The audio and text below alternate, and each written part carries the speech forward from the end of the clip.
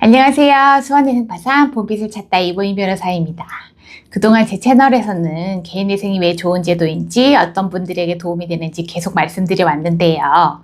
오늘은 반대로 조금 불편한 이야기를 해보려고 합니다. 개인회생을 신청하기 전에 여러분이 꼭 알고 계셔야 할 단점들 그리고 감당해야 할 부분들을 솔직하게 짚어드리겠습니다. 미리 알고 시작하시는 것과 모르고 시작해서 나중에 당황하시는 것은 완전히 다르거든요. 먼저 가장 기본적인 부분부터 말씀드릴게요. 개인회생을 신청하면 여러분의 정보가 한국신용정보원의 공공정보로 등록이 됩니다. 쉽게 말하면 법원에서 신용정보원에 이 사람은 지금 회생 절차를 진행 중이라고 통지를 해주는 거예요. 이 정보가 등록되어 있는 동안에는 신용카드 발급도 안 되고 마이너스 통장도 못 만들고 새로운 신용대출도 사실상 어렵습니다. 다만 여러분이 쓰시던 통장은 그대로 사용하실 수 있고 통장에 연결된 체크카드도 문제없이 쓰실 수 있어요. 은행에서 입출금하고 이체하는 업무도 전부 가능합니다. 안 되는 건 딱 신용을 전제로 한 거래, 그러니까 신용카드와 신용대출 이 두 가지예요. 여기서 궁금해하시는 분들이 많은데 이 정보가 언제까지 남아있느냐는 부분이에요. 예전에는 변제기간인 3년, 길게는 면책 이후까지 최장 5년 정도 공유가 됐었는데 최근 신용정보원 규약이 개정되면서 1년만 성실하게 변제하면 조기에 정보를 삭제해 줄 수 있는 근거가 마련됐습니다. 다만 이게 아직 실무적으로 자리를 잡아가는 단계라서 1년이 지났다고 바로 신용카드가 뚝딱 만들어지는 건 아니라는 점은 참고하셔야 해요. 그리고 이건 신용정보원 차원의 공공정보 얘기고 여러분이 실제로 빚을 못 갚아서 채권자 목록에 넣었던 그 카드사나 통신사는 별도로 자체 기록을 훨씬 오래 가지고 있습니다. 그래서 면책을 다 받고 나서도 한번 채권자로 넣었던 곳과는 다시 거래를 하기가 쉽지 않다는 것도 미리 알아두시면 좋겠어요. 두 번째로 말씀드리고 싶은 건 생활비 문제예요. 개인회생의 변제금은 기본적으로 소득에서 생계비를 뺀 나머지 금액으로 정해집니다. 이 생계비라는 게 보건복지부가 발표하는 기존 중위소득의 60%로 계산이 되는데 예를 들어 1인 가구라면 한 달에 154만 원 정도의 금액으로 의식주를 전부 해결하면서 3년, 5년을 살아야 한다는 뜻이에요. 가족이 많으면 생계비도 늘어날 것 같지만 법원에서는 배우자의 근로능력까지 함께 고려하기 때문에 생각만큼 큰 폭으로 늘어나지 않습니다. 병원비나 교육비 때문에 생계비를 더 인정받고 싶으신 분들도 계신데 이런 추가 생계비도 법원이 꽤 엄격하게 심사를 해서 원하시는 만큼 인정받기가 쉽지 않아요. 결국 지금의 물가를 생각하면 상당히 검소하게 허리띠를 졸라매는 생활을 몇 년간 이어가야 한다는 걸 각오하셔야 합니다. 세 번째는 절차 자체가 상당히 까다롭다는 점이에요.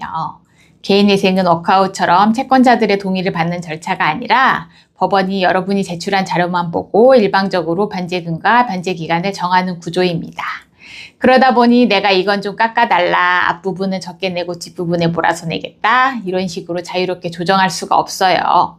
정해진 원칙과 기준대로 딱딱 맞춰서 진행이 됩니다. 게다가 법원은 채무자가 제출한 자료만으로 판단해야 하기 때문에 이 돈은 어디에 썼는지, 특정 채권자한테만 먼저 갚을 건 아닌지, 청산가치는 제대로 반영이 됐는지 하나하나 꼼꼼하게 따져 묻습니다. 그래서 보정 요구도 자주 나오고 서류도 많이 준비해야 하고 절차를 제대로 따르지 못하면 기각이나 즉시 항고로 이어질 수도 있어요. 실제로 준비하는 서류만 보면 부채증명서, 등기부등본, 지방세 세목별 과세증명서, 계좌 내역, 원청징수용수증, 급여면세세 등 꽤 여러 종류인데요. 다행히 대부분 온라인이나 가까운 주민센터에서 발급받을 수 있는 서류들이 많고 준비할 때 잘 모르시는 부분은 저희가 자세히 설명드리니까 너무 걱정을 하지 않으셔도 됩니다. 네 번째로 회생하는 동안에는 서울보증보험 같은 곳에서 보증서 발급을 받기가 어렵습니다. 대부분의 분들에게는 크게 와닿지 않는 부분일 수 있지만 건설업에 종사하시거나 신원보증, 계약보증, 이행보증이 업무상 꼭 필요한 분들에게는 상당히 치명적인 단점이 될 수 있어요. 새로운 공사를 수주받으려면 이런 보증서가 필수적인 경우가 많은데 회생기간 동안에는 이 부분이 막히기 때문에 관련 업종에 계신 분들은 이 점을 신청 전에 반드시 따져보셔야 합니다. 다섯 번째는 소득이 늘어날 가능성이 있는 경우입니다. 원칙적으로는 정해진 변제금만 성실히 납부하시면 되고 소득이 올라간다고 자동으로 변제금이 올라가진 않습니다.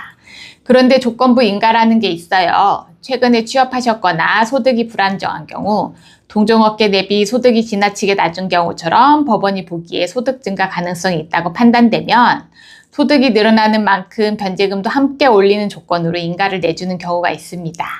앞으로 커리어가 상승할 가능성이 크신 분들이라면 이 부분도 미리 염두에 두셔야 해요. 여기까지가 개인회생의 주요 단점들인데요. 반대로 많은 분들이 단점이라고 오해하시지만 사실은 아닌 부분들도 짚어드리고 싶어요. 통장 사용이 안 될 거라고 걱정하시는데 방금 말씀드렸듯이 통장과 체크카드는 문제없이 사용 가능합니다. 다만 나에게 빚이 있는 은행 계좌는 피하시는 게 좋아요. 상계 처리가 될 수 있거든요. 휴대폰도 기존에 쓰시던 요금제 그대로 계속 쓰실 수 있고요. 다만 고가의 기기를 할부로 새로 개통하는 건 신용을 전제로 하기 때문에 어려울 수 있습니다. 해외여행도 금지되지 않아요. 다만 절차가 진행되는 시점에 큰돈을 써버리시면 사치나 탕진으로 보여서 청산가치에 반영될 수 있으니 그 시기만 조심하시면 됩니다. 그리고 직업 제한도 없습니다. 공무원이든 회사원이든 어떤 직업을 가지고 계셔도 개인회생 신청에는 아무 문제가 없어요. 회사에서 알게 되지 않을까 걱정하시는 분들도 많은데 오히려 반대로 회생을 신청하면 금지 명령이 나와서 채권자들이 회사로 압류를 걸 수 없게 되기 때문에 회생을 신청하지 않고 버티실 때보다 회사에 알려질 가능성은 훨씬 낮아집니다. 지금까지 말씀드린 것처럼 개인회생에는 분명히 감당해야 할 불편함들이 있습니다. 생활비를 줄여야 하고 신용거래가 한동안 막히고 절차도 까다롭고 업종에 따라서는 보증서 문제로 발목이 잡힐 수도 있어요. 하지만 이런 단점들을 다 감안하더라도 원금과 이자를 그대로 다 갚아가는 것과 비교하면 개인회생이 주는 탕감 효과는 여전히 압도적으로 큽니다. 서류 몇 가지 준비하고 몇 년간의 불편함을 감수하는 대가로 수천만 원의 빚을 탕감받으실 수 있다면 충분히 도전해볼 만한 가치가 있다고 저는 생각해요. 오늘 말씀드린 단점들을 미리 잘 이해하시고 내가 이 정도는 감당할 수 있겠다는 판단이 서시면 그때 편안한 마음으로 개인회생을 시작하시길 바랍니다. 궁금하신 점 있으시면 언제든 댓글이나 사무실로 문의 주시기 바랍니다. 시청해주셔서 감사합니다.